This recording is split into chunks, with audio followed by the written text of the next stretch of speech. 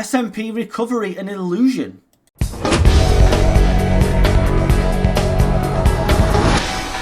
Of all people, this has come from former SNP MP, yes, former SNP MP, Tommy Sheppard. And he said that he's glad to see Labour's support dropping inside Scotland, but that any kind of SNP recovery in the polls, or even getting any close to winning some sort of majority when it comes to the Holyrood elections, is simply an illusion. And he said that it's Reform UK that are on the march in Scotland.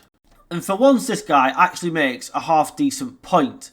He said that performance looks relatively good on a backdrop of hemorrhaging support for Labour. Labour are dropping like a stone inside Scotland, which is why Sarwar is turning on Westminster Labour, saying he'd reverse their policies. And in that respect, Tommy Sheppard is right. The SNP are doing okay. The ship has steadied slightly, but that's because people have already had enough of the Labour Party, not because Swinney is leading them to some sort of majority. As the way things stand now, they wouldn't even be able to form an administration if they teamed up with the Greens again, on current numbers.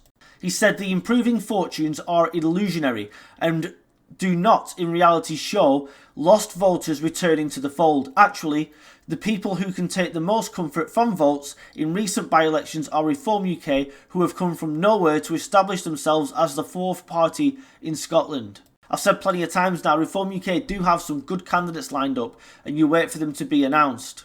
The way the polls stand at the moment, Reform UK would manage 14 MSPs in their very first Holyrood election, behind, of course, the SNP, the Labour Party and the Conservative Party, which would actually mean a pro-UK majority inside Holyrood for the first time since 2011.